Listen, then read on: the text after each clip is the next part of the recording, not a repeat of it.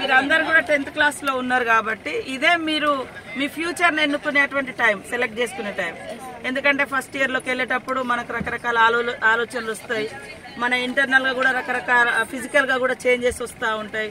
ఈ టైంలో కరెక్ట్ గా సబ్జెక్ట్ విషయంలో కానీ లైఫ్ ని ఎట్లా డైవర్ట్ అంటే ఏ రూపంలో డ్రైవ్ చేసుకోవాలి, ఏ రూపంలో మనం ఎట్లా వెళ్ళాలనేది కూడా సెలెక్ట్ చేసుకునేటువంటి ఒక మంచి టైం.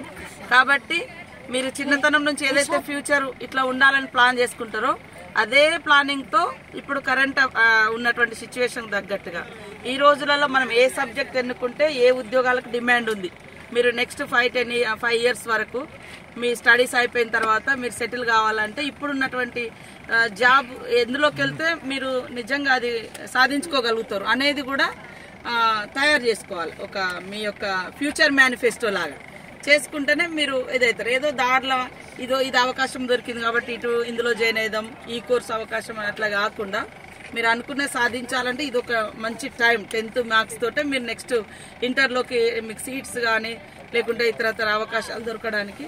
సో మీరు అందరూ కూడా మంచిగా సెలెక్షన్ చేసుకోండి. మూస పద్ధతిలోకి వెళ్ళకండి. తను బీఈడీకి వెళ్ళింది కాబట్టి నేను బీఈడీకి వెళ్ళాలి, తను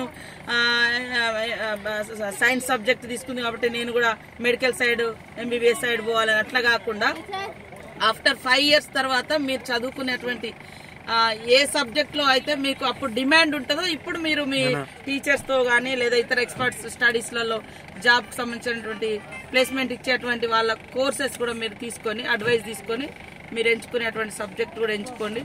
తర్వాత మనం బయటికి వెళ్ళిన తర్వాత హాస్టల్స్ లలో